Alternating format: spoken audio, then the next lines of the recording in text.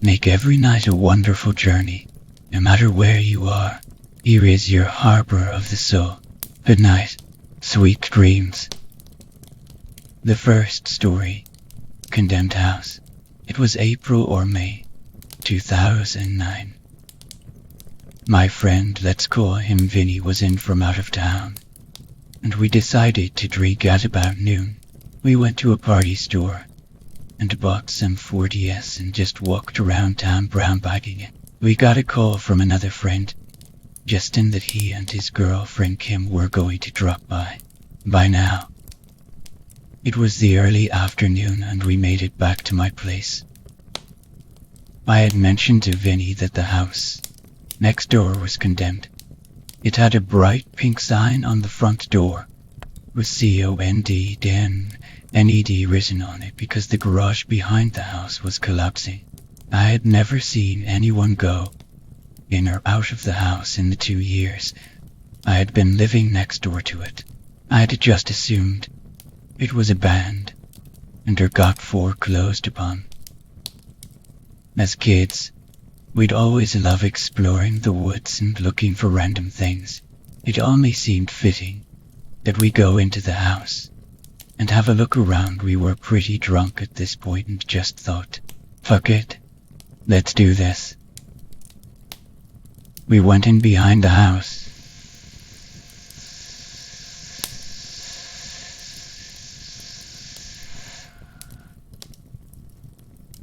The partially collapsing garage. The door that went from the garage to the house was locked, but after a while we were able to force it open. To our immediate right was the basement, so we decided to go down there first. We were amazed by the amount of stuff down there. There were so many tools and hardware supplies. In the back of the basement, in its own room, was a large train track setup. It was creepy. While we were in the basement, we got a call from Justin and Kim saying that they had arrived at my house. We came back out through the garage again, and I grabbed my night on Kim and Justin were pretty pumped about going in on what we discovered. So we went back in and showed them the basement. After looking around, we went back upstairs to the kitchen. Again, there was a lot of stuff in there.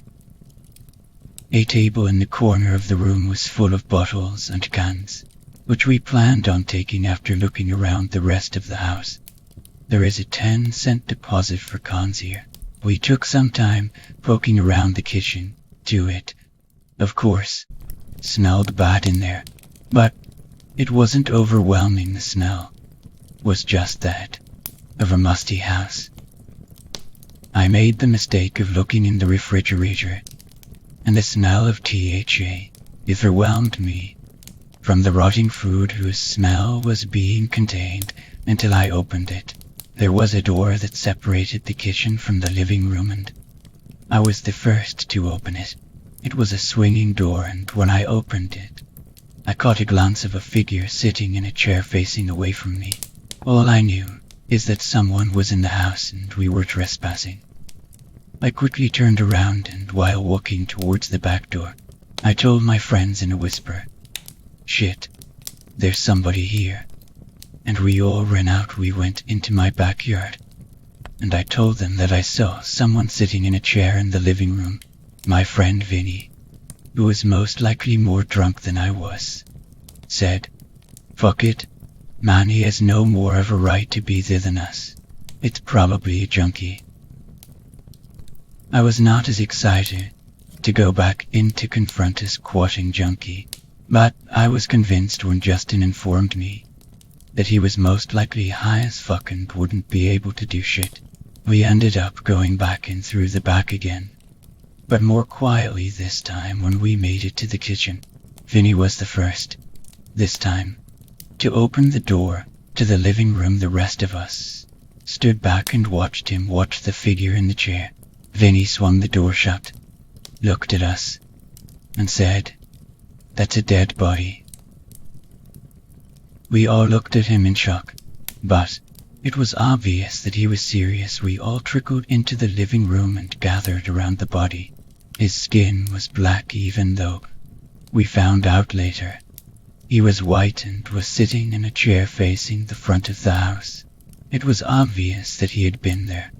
For a while the smell near the body was almost unbearable. We needed to cover our mouths and noses with our shirts like respirators. This made Vinny and I sober up really quick. There was a complete silence between our group for a while we observed the body. Nobody said a word.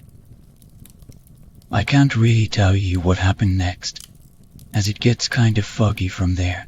The effect of seeing a dead body is a kind of surreal experience. We looked around the rest of the house, upstairs and in other rooms on the ground floor, and eventually found a journal next to the body. We flipped through the journal, and every day he listed what he ate, the temperature, and how much money he made in returning. And that day, which I found strange, considering there was at least $50 worth of cans sitting around in the house. I took some more pictures of the house and of the body, although at the time Vinny was very opposed to doing this, and we left to go to the bar. At some point Kim left and it was just us three, but I remember her taking in the experience quite well and was not as disturbed by it as much as other girls would have been. Some people don't even want to hear the story, let alone see the pictures. We went to the bar that night, sat in the back, and just quietly talked about what had happened. After the bar, drunk again, Justin and I went back in the house to check it out one more time. I took more pictures and Vinny and Justin left for the night. I told my roommates about it, and one of them told his girlfriend. She was so disturbed, she said she refused to come over until the body was gone. She said if I didn't call the cops, then she would. The next morning, hungover, I decided that I better call the police. I called my friends to let them know, and they made me hold off on doing it until they came over. I waited and called an anonymous tip line when they arrived. When I called the tip line, I simply said that I found a dead body. The operator seemed frazzled and told me to hold the line. She told me multiple times not to hang up. I held the line and we were put on with a detective for our city. I explained what happened and what the address was. He asked me my name, but I told him he had to be fucking insane if he thought I would be giving my name to him. Right after hanging up, we all went to the front porch to wait for the cops to come. Not even a full minute after hanging up the phone, I saw a cop go around the corner with its lights on. We were really surprised by the response time, but it ended up driving by the house. A few minutes later, a few cop cars rolled up and asked us if we had seen anyone in or out of the house lately. I told him that I saw nobody near the house in the last 2 years I had been living there. The police went in for a while and a white van showed up eventually. Some girls that lived across the street came over wondering what was going on. The police said they found a body and we, of course, acted shocked. They took out the body covered on a stretcher. They must have had a hell of a time prying him from the chair and also took out a gun that was in the house. The gun was an old-style rifle that had been leaning against a wall in the living room. I talked to one of the cops, and he said that the guy's family would have them check up on the guy from time to make sure he was doing all right. Apparently, he wanted nothing to do with his family, but they stopped doing so. He just wanted to be left alone. The only thing that we took from the house was the journal he kept. There is a bunch of nice handwriting in it with addresses and such. The first entry was on January 21, stating that the notebook was found in a dumpster. There is also an entry talking about when the power was turned out, and notes to buy oil. There were a bunch of oil burning lamps in the house. The last entry in the journal, May 3, says, sick, very flu for cans, sick as heck, flu indeed.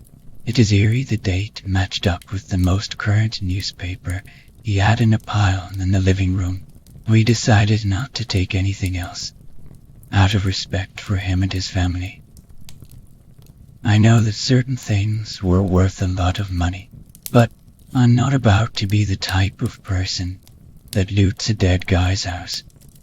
I figured that the family would come and get the stuff, but they never did. The house ended up being sold, and I saw the people who bought it bring out boxes filled with sheet music, toy trains, etc. The house has since been fixed up and it's being rented out.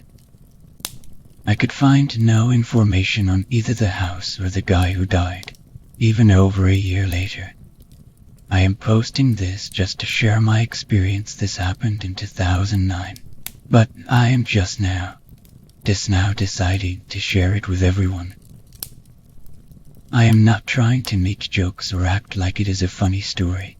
This guy died alone in his house and was found by strangers over a year after his death. Make jokes if you want, but this guy was alone and obviously had some problems. The second story, me. Trey, sentience is something you don't think about very much. You have it or you do not. People have it. Trees do not, but I am. But I am how curious that I can even consider the concept of I am a tree, and I feel. I perceive. I am aware as a tree standing on damp earth, with my roots ever seeking more water, more nourishment. I became aware that if the water dried up, I could not go somewhere else to find more. Animals and birds constantly moved around me, seeking the things they needed to keep them alive. But I had to stand in one place and wait and hope that, I realized, was not an enviable situation. I did not enjoy it. What? Oh yes, I am capable of enjoyment. That is how I first learned it. I was aware. All my life I had responded with pleasure to the sun as it summoned myself to rise and triggered the photosynthesis, making my existence possible. Light reacted upon me in ways I enjoyed without thinking, for thought did not seem necessary. Then a new pleasure came to me. A human female began sitting beneath me almost every day when the sun was highest, often she leaned against my trunk and read poetry, sometimes aloud. I cannot say when I discovered I was actually listening to her and trying to make sense of the patterns of sound she made, but I looked forward to her arrival each day. Something about the vibrations of her voice sank through my bark and set up answering vibrations within my core. In time, I understood her language. From things she said, I perceived she was unhappy because she was lonely. The nature of humans, it seems, is to want to be in pairs. And this human female did not have another of her own kind to pair with. Neither did I. I realized so. I must have been lonely until the human female came to be, like sun or rain, and began providing something I had needed without knowing it. In time, she talked to me as her kind talked to one another. She spoke of what she called her troubles. She was not pretty. She said she was only clever. The young males copied her papers in class, or took other girls to dances. I did not understand what pretty and clever meant, or what classes and dances were, but by listening I learned. I learned that I stood upon a college campus at the far end of an athletic field, and the female who came to meet every day at her lunch hour was studying science. How she perceived I was interested I cannot tell, but she began reading aloud from her textbooks. Perhaps she did it to clarify her thought processes. But in this way, I learned about sentience, photosynthesis, and a galaxy of concepts I had never concerned myself with before. The school year passed. I lost my leaves and should have slept. But as long as the weather was not too cold, my human female still came to me. So I forced myself to stay. at least partially awake. Listening to her presence rescued me from the loneliness. I had not known I was suffering. She became very precious to me, like sun and rain. How could I communicate with her and tell her these things? My whole existence was changed by her. Yet she did not know she began a new class, one on something called Theosophy. I listened to her muse aloud on questions of divinity, seeking spiritual insight. Rather than empirical knowledge, she spoke of souls, destiny, heaven and hell, and I stretched myself like a young sapling in an effort to keep up with her leaping thoughts. Then her mood turned darker. In her class was a young man more passionate about spirituality than she, and from her words, I learned he was a devotee of an organized religion.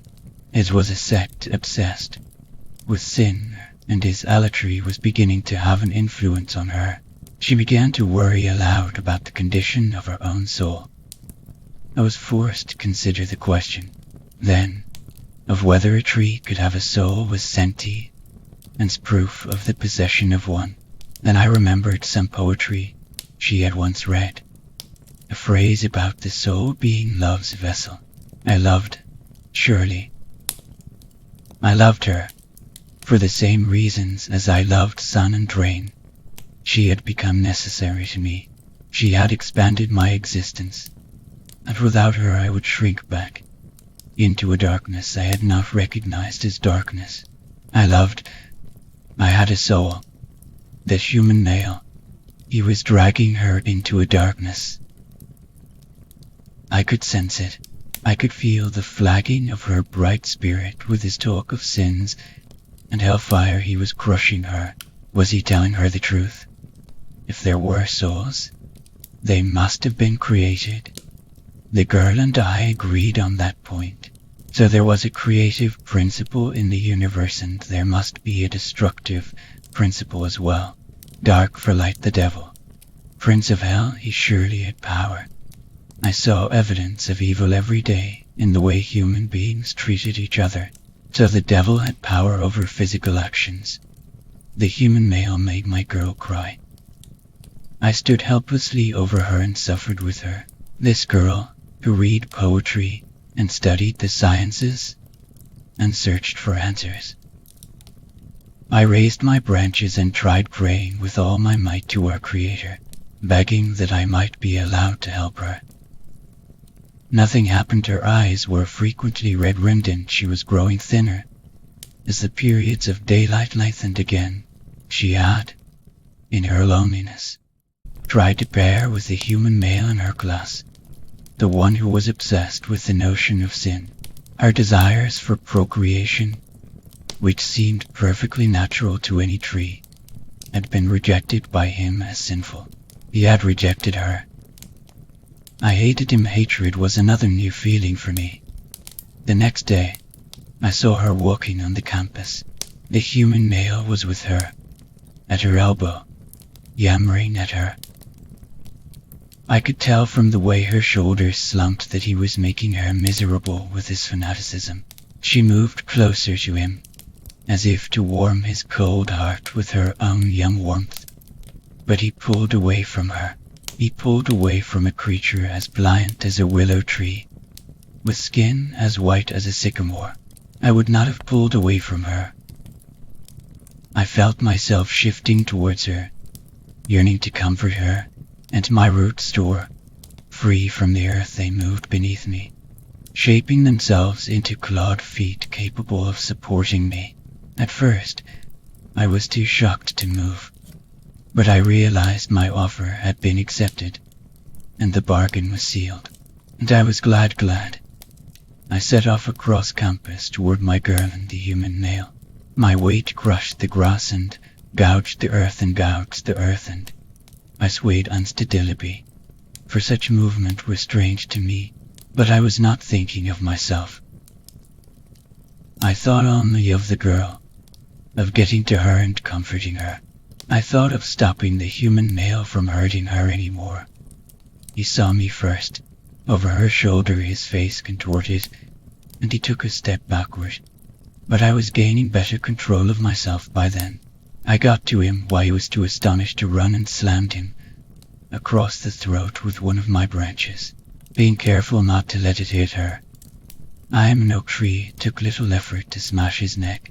For humans are flimsy things, he fell into a heap onto the earth, his body already surrendering its heat, ready to furnish nutrients to the waiting soil. The girl screamed. I had not expected her to be frightened of me, for we were friends, we were more than friends.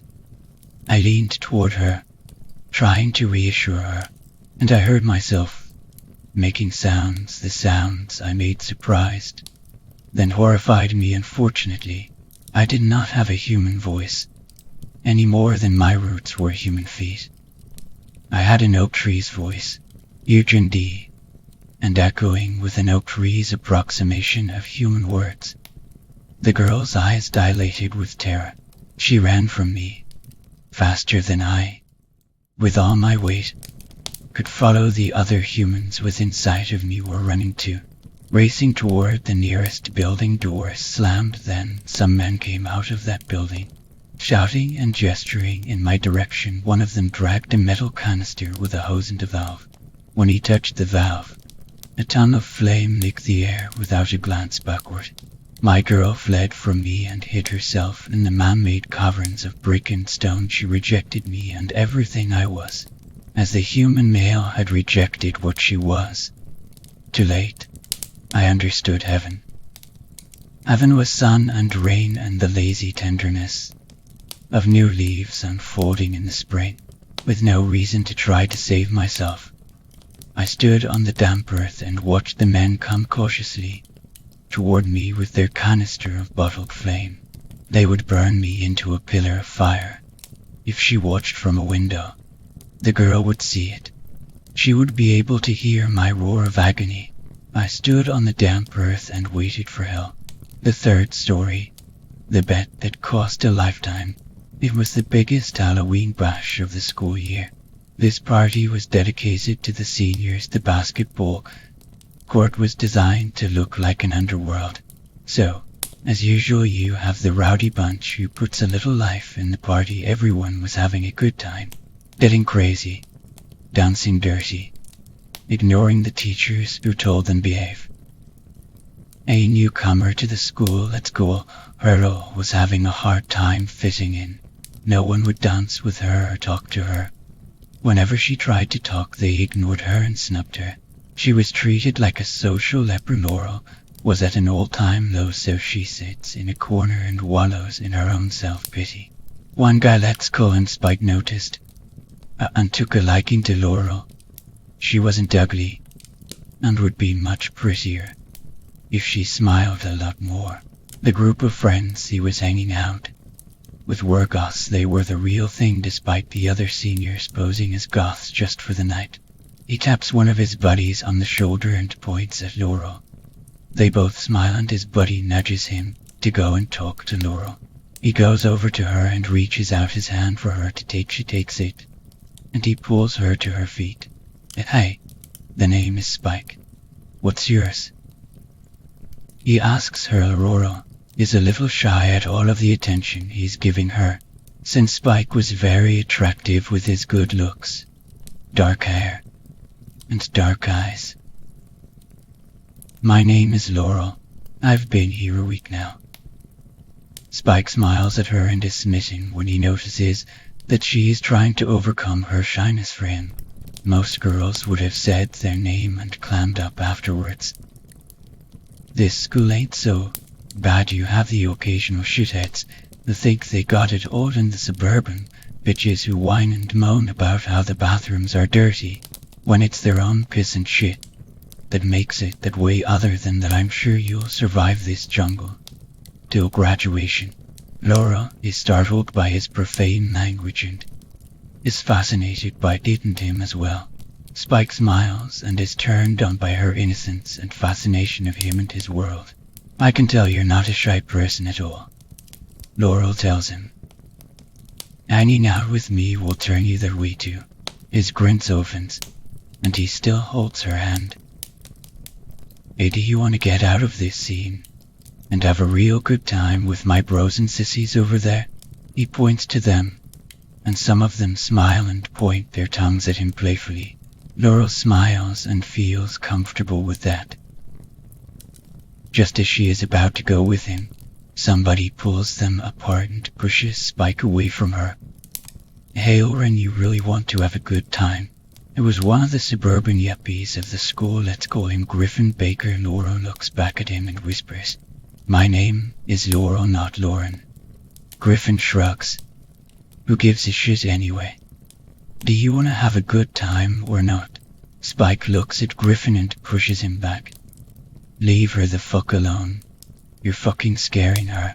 Griffin looks at him, as if Spike had made a big mistake. Touch me again and you'll regret it. Now get the hell out here. You take your burnt out friends with you. Laurel is upset with Griffin and watches Spike swallow up his anger and look back at her. If you still want to come, we'll all be waiting for you, Laurel, okay? I'll be waiting for you. Laurel nods to Spike and watches him turn and leave the party with his friends. Spike's friends make faces and spit on the floor in disrespect to him as they leave the court. Spike's best buddy shouts an insult aloud for Griffin to hear. Screw you, Baker. Griffin laughs and ignores them. He keeps his eyes on Laurel. Soon his girlfriend and some of their buddies join him and looks at Laurel as if she were a mangy cat. Tell you what, I'll set a bet with you. If you can do it, you could join us, but that's only if you do win this bet. Laurel shakes her head. I don't want to join you or your fake-ass clique, Baker, Laurel says. Griffin and his group laugh at Laurel's bold remark. Oh really? It seems to me as if the freak and the rest of his burnouts put some balls in you. But I wonder how long is that smart mouth of yours is going to last, cause in the end you'll always be under me. Griffin's girlfriend tries to kiss him, but he pushes her away. Fuck off, will you? She looks at him with great resentment and turns to leave him. Get back over here, he yells after her. She obeys him and returns to his side, but she is obviously not happy by the way he embarrassed her in front of everyone, including Laurel. Griffin turns back to Laurel. If you fail, then I never want to see your face around school. If you win. He looks around at his friends as he keeps them in suspense. I'll kiss Pinky's ass over there. He points to an overweight guy making his way around the table and filling his plate that was already overflowing with food. Griffin's girlfriend looks at him with disgust. You wouldn't dare, she screams with horror and humiliation. Oh yes, I would, he says in answer to her. She runs away from him and cries. One of Griffin's buddies tells his girlfriend to follow her and comfort her. This time Griffin ignores her completely. Laurel knew that Pinky was not his real name and felt bad for him, but she soon realizes that she has the chance to embarrass Griffin Baker before the whole school. She had the power. She would be remembered as the chick who stood up to Baker and his clique, and she wondered what would Spike think of her since Spike hated Griffin so much. Laurel smiles at Griffin in defiance. I'll take your bet.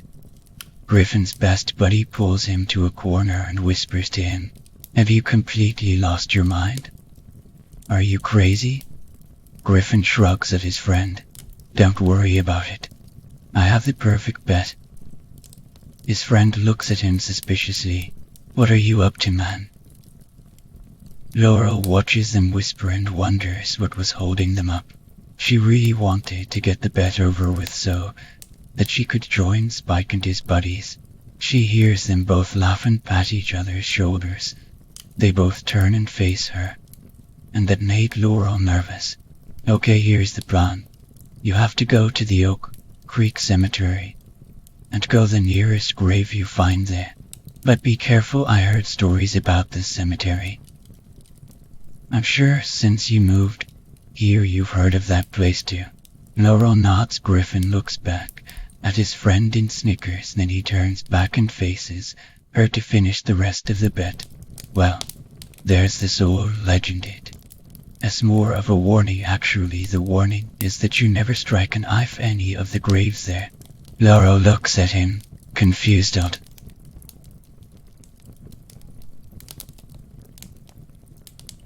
Why? Griffin says this in a way that sends a chill down Laurel's spine. After a few moments she answers him. Yes. Griffin cocks his head to one side and nods at her. All right, I'll tell you.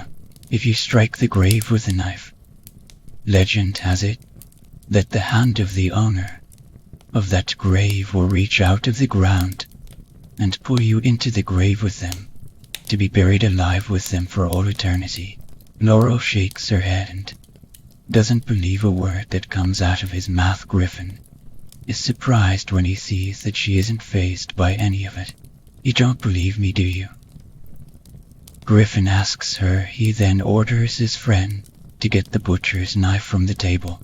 Its blade was buried deep within the pork roast on the table. His friend pulls it out of there in such a way that makes everyone, including Laurel, wince.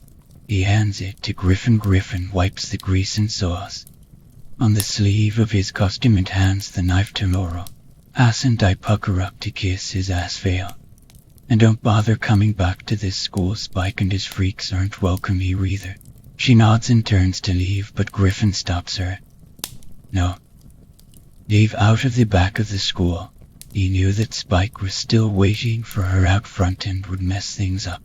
As she leaves out of the back way, Griffin looks at his friend and says, she's bluffing. She'll never go along with us. He's gonna see the gates, and will think twice before entering. Mark my words, all of you. Laurel forgets how cold it was outside. She knew where the cemetery was and felt unsure about going along with the bet. She thought it was rather stupid and childish of her to go along with it, but it was too late for her to turn back. She made a promise and she would keep as he thought about Spike and wondered if he was still waiting for her. It was a long walk to the cemetery, but she was almost there. God, it's cold, thought Laura.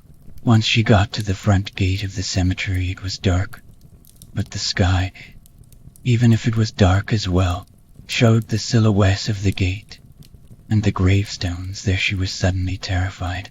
She had heard of the horrible stories of this graveyard. She also heard the way some people died horribly before they were buried there. I'm going to do this. I'm going to win, she calmly thought to herself. She climbed over the gate and was in.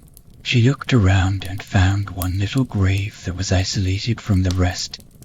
I can do this. Just one quick stab and I'll be done. Nice. She made it to the grave. She stood before it and stabbed the knife into the ground. Once she was going to leave, something held onto her dress and wouldn't let her go. She tried to pull away and realized the legend came true. Oh my God. Someone help me. Please help. Her eyes blurred with tears and fear paralyzed her. She fell to the ground. Hours went by, and Spike never saw Laurel. He grew worried, and it was midnight to him. It was midnight to him. It was Halloween. Even thought he wasn't scared of the holiday. He felt that there was something terribly wrong. The Halloween party was long over, and not a lot of people worth there. Then all of Spike's friends were gone. He told them all to go without him, so that he could wait for Laurel, but she never came. He wanted to go back inside of the building, but the student that took the tickets said that he couldn't go back in without one. He ignores the student and enters the building. There was no sign of Laurel anywhere. But he saw Griffin and a few of his buddies. He runs to them and stops them. Where the hell is she, Baker? Griffin looks at him and acts as if he was clueless. What are you talking about? Spike grows infuriated. Where is she, you stupid fuck? Griffin looks at Spike and realizes what he had just said.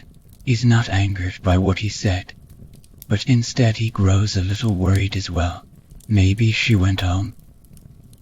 Griffin says to Spike. Spike shakes his head impatiently. No, that can't be right because she was supposed to meet up with me later. Where did she go? Griffin tells him of the bet and tells him of how he sent her to the Oak Creek Cemetery. Spike is outraged and yells at Griffin, Jesus Baker, why'd you tell her to go to a place like that? What the fuck is wrong with you? Griffin, along with his friends and Spike, take his car to the cemetery to look for Laurel. They all climb over the gates and use flashlights from Griffin's car to search for Laurel. It was a big cemetery, and they all separated to look for the girl. It wasn't long before one of Griffin's friends screamed and sent the rest of them running. Griffin got there and started to cry like a little boy. Spike was the last person to get there. As he got nearer and nearer to the little crowd, he felt a sudden gut-wrenching feeling. He pushed past them, and his heart broke when he saw Laurel's tiny body crumpled on the ground. She was so terrified of the legend becoming true that she had died of a heart attack.